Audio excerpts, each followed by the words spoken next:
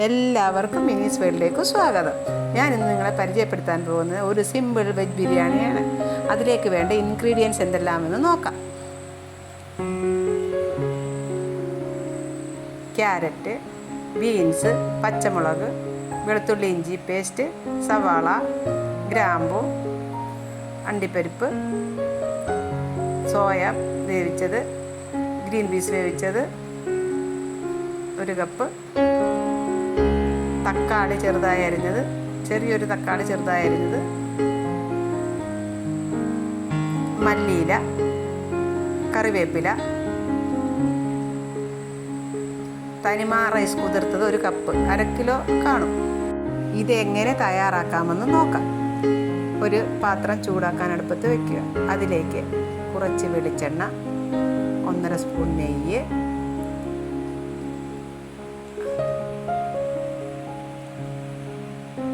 നെയ്യ് ചൂടായി കഴിയുമ്പോൾ അതിലേക്ക് പട്ട, ഗ്രാമ്പു, ഏലക്ക, കുരുമുളക് ഇതെല്ലാം ഇട്ട് കൊടുക്കുക. അത് ചെറുതായൊന്ന് ചൂടായതിന് ശേഷം അണ്ടിപ്പരിപ്പ് ഇട്ട് കൊടുക്കുക. അണ്ടിപ്പരിപ്പ് നല്ലതുപോലെ ഇളക്കുക.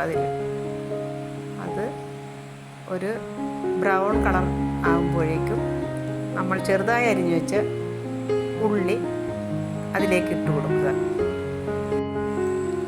അതിലേക്ക് ഉള്ളി ഒരു ബ്രൗൺ ഷെയ്ഡ് ആവുന്നത് വരെ ഇളക്കിക്കൊണ്ടിരിക്കുക. നമ്മളിപ്പോൾ അണ്ടിപ്പരിപ്പ് ഇട്ട് കൊടുത്തത് നിങ്ങൾക്ക് ആവശ്യത്തിന് ഇട്ട് കൊടുക്കാം. ഞാനൊരു കപ്പ് അണ്ടിപ്പരിപ്പ് ഇട്ടതെന്ന് പറഞ്ഞ് ആവശ്യത്തിന് നിങ്ങൾക്ക് ഇട്ട് കൊടുക്കാം.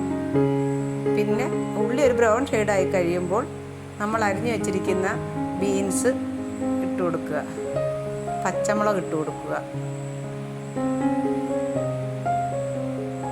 ക്യാരറ്റ് ചെറുതായി അരിഞ്ഞത് ഇട്ട് കൊടുക്കുക.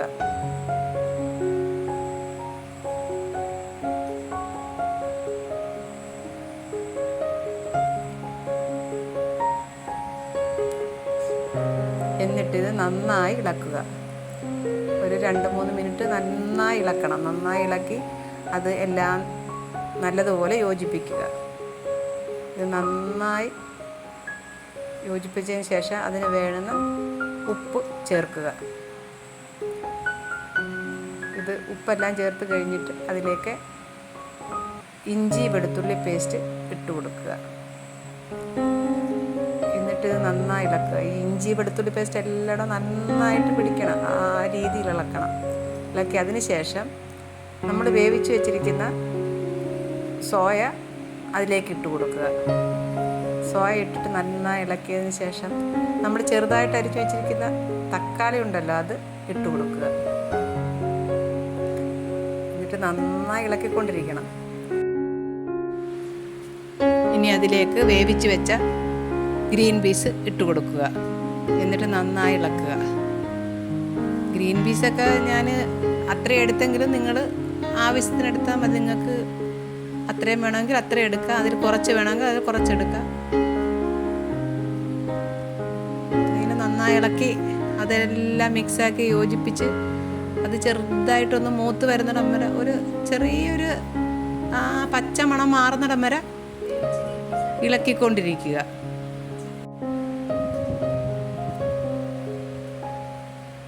ഇതൊരു നല്ല ഒരു മണം വരുമ്പോൾ അതിലേക്ക് കറിവേപ്പില, മല്ലിയില എല്ലാം ഇത് രണ്ടും ഇട്ട് കൊടുക്കുക.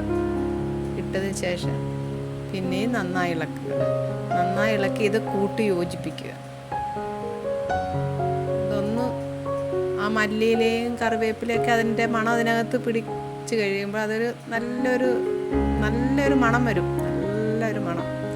ആ മണം വരുമ്പോൾ അതിലേക്ക് നമ്മൾ കുതിർത്ത് വെച്ച അരി, തനിമ റൈസ്, ഏത് റൈസ് വേണമെങ്കിലും എടുക്കാം. ബസ്മതി റൈസോ തനിമ റൈസോ ഏത് റൈസ് വേണമെങ്കിലും എടുക്കാം. ഇട്ട് കൊടുക്കുക. അത് നല്ലതുപോലെ യോജിപ്പിക്കണം. ആ അരിയും ആ വെജിറ്റബിളിൻ്റെ എല്ലാം നല്ല മിക്സാക്കി നല്ലതുപോലെ യോജിപ്പിച്ച് നല്ല അപ്പോൾ ആ അരിയൊക്കെ ഇങ്ങനെ അതിനകത്തോട്ട് ചെല്ലുമ്പോൾ നല്ല മണം വരും. ഇതിന് ശേഷം നമ്മൾ എന്താ ചെയ്യണമെന്ന് വെച്ചാൽ ഇതിപ്പോൾ നമ്മളിപ്പം എടുത്തിരിക്കുന്ന ഈ അളവുകളെല്ലാം നിങ്ങൾ അളവ് അല്ല അതിൽ വ്യത്യാസം വന്നാലും കുഴപ്പമില്ല. പക്ഷേ തക്കാളി, ചെറിയൊരു തക്കാളി, ഒരു സവാള, ഇതെല്ലാം എടുക്കുക. അതിലേക്ക് പിന്നെ നമ്മൾ 1 കപ്പ് അരിക്ക് 2 കപ്പ് വെള്ളം അളവിൽ വെള്ളം ഒഴിച്ച് കൊടുക്കുക. നമ്മൾ 1 കപ്പ് അരിയാണ് എടുത്തേക്കുന്നത്. 1/2 കിലോ അരി വരും. ഒരു 5 പേർക്ക് നല്ലതുപോലെ കഴിക്കാവുന്ന രീതിയിലുള്ള ചോറ് കാണും.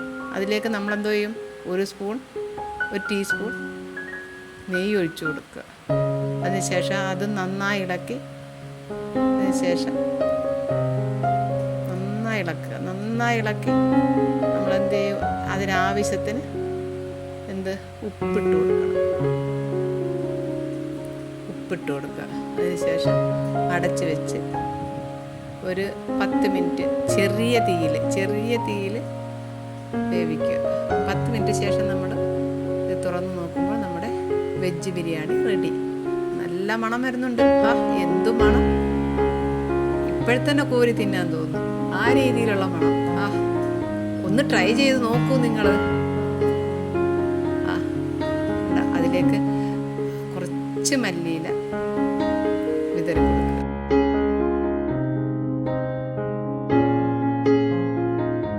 എല്ലാവരും ഒന്ന് ട്രൈ ചെയ്ത് നോക്കൂ. എന്നിട്ട് അഭിപ്രായം കമൻറ്റ് ചെയ്യണം, ഷെയർ ചെയ്യണം, സബ്സ്ക്രൈബ് ചെയ്യണം, ലൈക്കും ചെയ്യണം. Thank you.